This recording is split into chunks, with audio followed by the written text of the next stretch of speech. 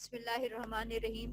In last lecture we discussed gate की definition, then its parameters and then phases of gate cycle. Now we discuss gate terminologies. Gait की क्या terminologies हम use करते हैं, gate के pattern के लिए हम क्या टर्मिनोलॉजीज यूज करते हैं. ठीक है, time and distance are two basic parameters of motion. Motion के जो बेसिक पैरामीटर्स है वो टाइम एंड डिस्टेंस है.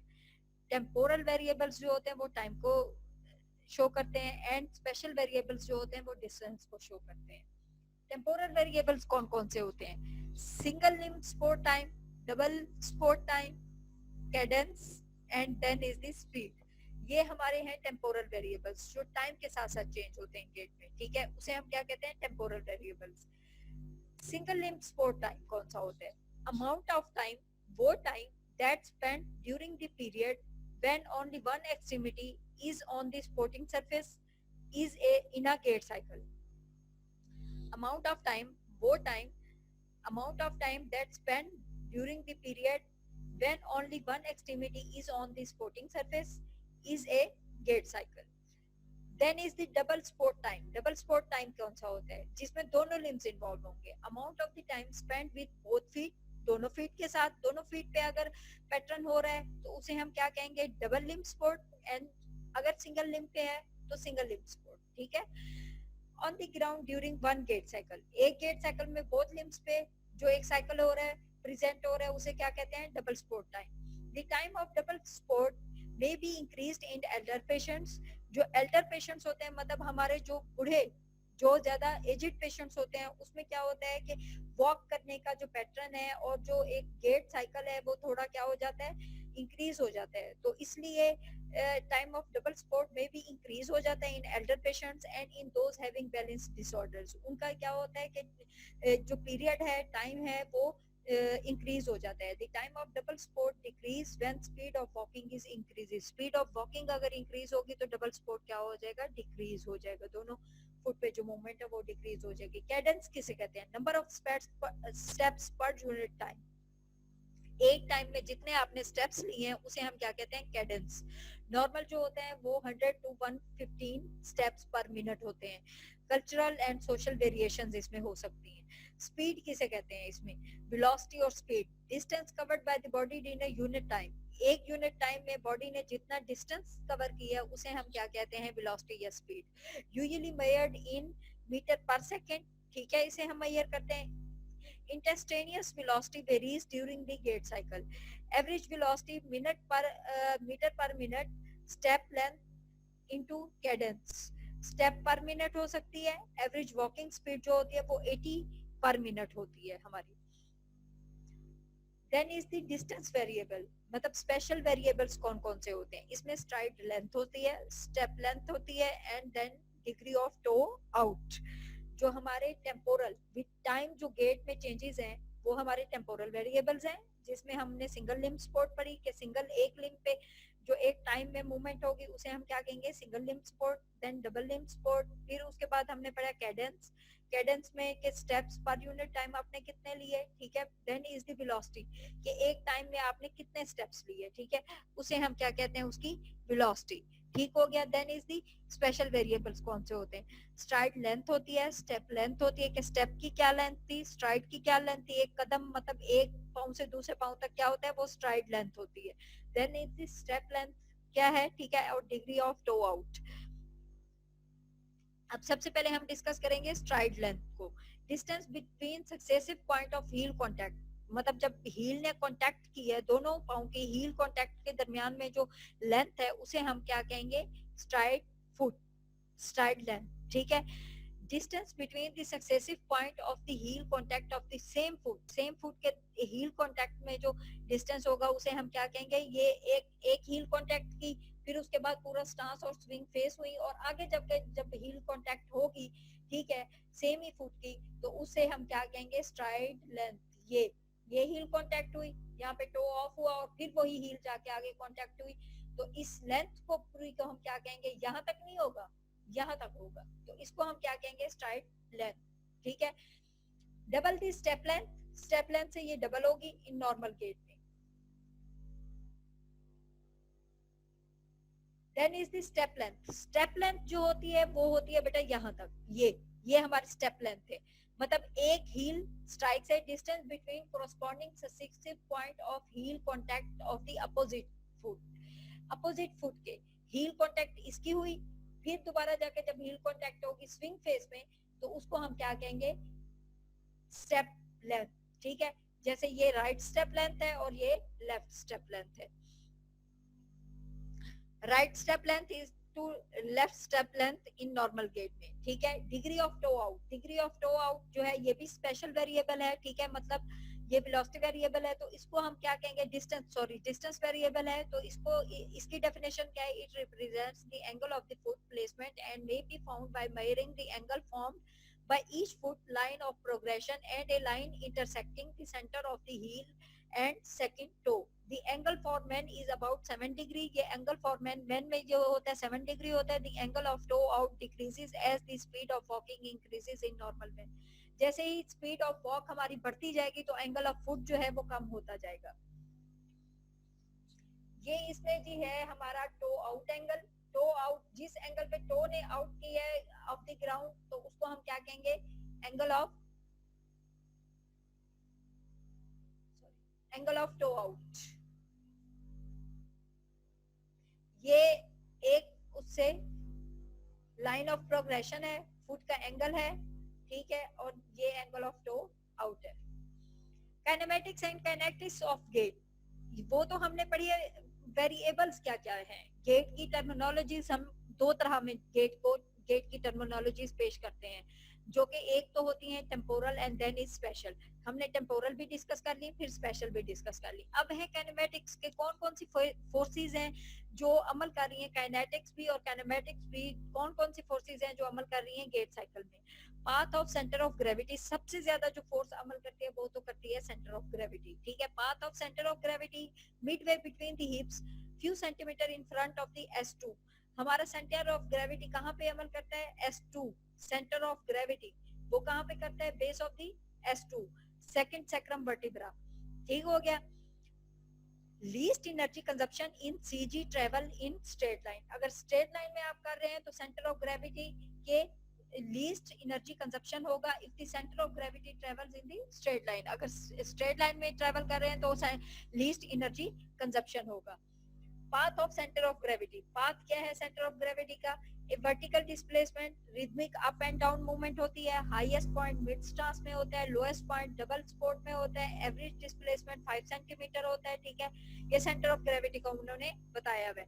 And path extremity smooth sinusoidal curve, ये आप लोगों ने ऑब्जेक्टिव पॉइंट ऑफ व्यू से याद कर लेना है। Path of centre of gravity lateral displacement में कितना होता है पाथ। ठीक है, इसमें हमने देखना है कि rhythmic side to side movement होती है, जो लेटरल डिस्प्लेसमेंट होती है रिथमिक होती है, साइड टू साइड मूवमेंट होती है। लेटरल लिमिट जो होती है मिड स्टांस होती है, एवरेज डिस्प्लेसमेंट इसका भी 5 सेंटीमीटर है। और पाथ जो इसका हम डिस्टेंस है होता है वो एक्सट्रीमली स्मूथ और साइनोसाइडल कर्व होता है। ठीक है, heel strike,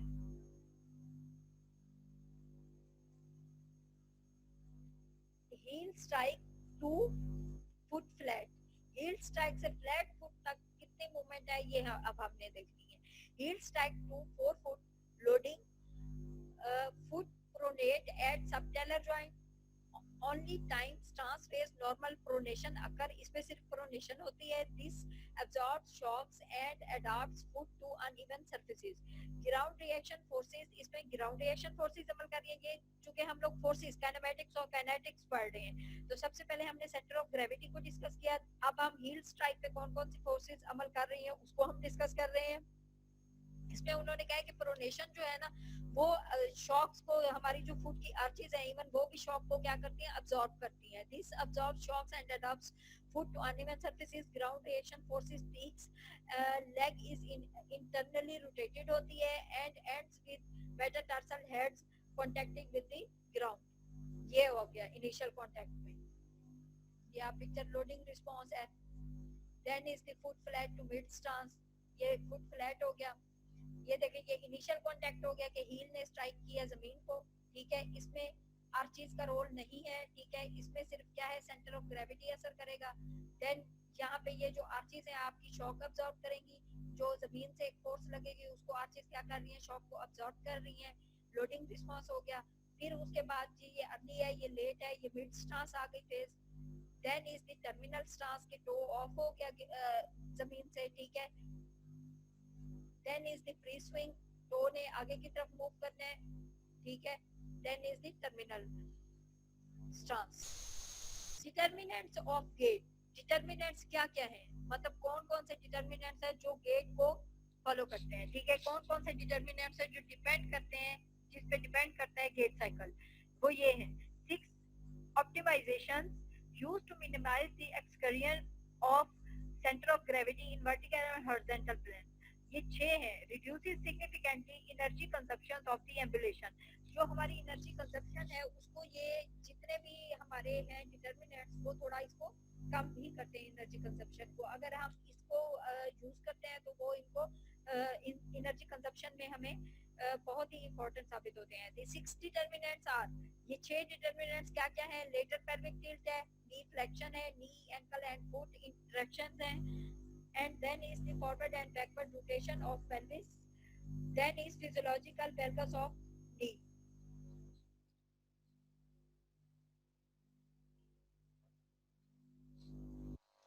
Determinants of gait, determinants of gait कौन कौन से हैं। सबसे पहले पेल्विक रोटेशन है कि पेल्विक रोटेशन क्या असर करती है, ठीक है, हमारे गेट साइकिल पे। तो गेट साइकिल पे पेल्विक रोटेशन बहुत ज्यादा असर करती है, क्योंकि हमारा जो पेल्विक टिल्ट होता है ना, ये हमारे गेट साइकिल पे इसका बहुत असर होता है, ठीक है। पेल्विक रोटेशन कैसे होती है। Forward rotation of the pelvis होती है in horizontal plane approximately 80 degree on the swing phase side, reduces the angle of the hip flexion and extension, को कम कर देती है। hip flexion फॉरवर्ड जब टिल्ट होता है, जब हम खड़े होते हैं तो पेल्विक क्या करती है, बैकवर्ड टिल्ट करती है, और जब हम बैठते हैं तो पेल्विक क्या करती है, फॉरवर्ड टिल्ट करती है। तो इसमें पेल्विक टिल्ट का बहुत ज्यादा रोल होता है ड्यूरिंग गेट साइकिल, ठीक है। Forward rotation of the pelvis in the horizontal plane approx 80 degree on the swing face side, reduces the angle of hip flexion and extension, enables a slight longer step length, further lowering of center of gravity. ये move forward by pelvic rotation, ये इसमें उन्होंने बताया हुआ है कि इस पे एंगल कम कर देती है, ठीक है। Then is pelvic kick 5 degree dip of the swing side, hip adduction में, in standing में, this dip in a positive Trendelenburg sign, ठीक है। lateral rotation हो जाती है उसमें, जो कि ट्रेंडलेनबर्ग साइन मैंने आप लोगों को काइनेजोलॉजी में पढ़ाया था कि उसमें क्या होता है कि अगर हमारे एब्डक्टर्स वीक हैं तो हमारी हिप ये जो पेल्विक टिल्ट है, लेटरल टिल्ट है पेल्विक का, वो ड्रॉप कर जाती है पेल्विक जब हम एक टांग पे खड़े होते हैं, ठीक है। तो उसको हम क्या कहते हैं, ट्रेंडलेनबर्ग साइन। ये उसके लिए भी उन्होंने बताया, reduces the highest of the apex of curve of centre of gravity. Then is the graph for pelvic tilt centre of gravity के साथ, तो इसका रिलेशन ये बताया हुआ है, ठीक है। ये डबल स्पोर्ट है, मिड स्टांस है, and then is double support, stance leg है और ये स्विंग लेग है, ठीक है। इसकी ये मूवमेंट बताई हुई है कि पहले तो दोनों ग्राउंड पे हैं, फिर ये ऑफ द ग्राउंड हो गया। तो ये क्या होगा, अगर इस साइड के एडक्टर्स मसल हमारे स्ट्रॉन्ग नहीं होंगे तो पेल्विक क्या हो जाएगा, ड्रॉप हो जाएगा, ठीक है। अगर एडक्टर्स मसल स्ट्रॉन्ग होंगे तो पेल्विक सही रहेगा, अदरवाइज पेल्विक क्या हो जाएगा, अब द अपोजिट साइड ड्रॉप हो जाएगा, ठीक है। नी फ्लेक्शन इन स्टांस फेज, नी फ्लेक्शन का क्या रोल होता है स्टांस फेज में, अप्रोक्सीमेटली 20 डिप होता है, ठीक है। Shorten the leg in the middle of the stance phase, reduces the height of the apex of the curve of centre of gravity. Apex of curve को ये क्या कर देता है, नी फ्लेक्शन कम कर देता है, ठीक है।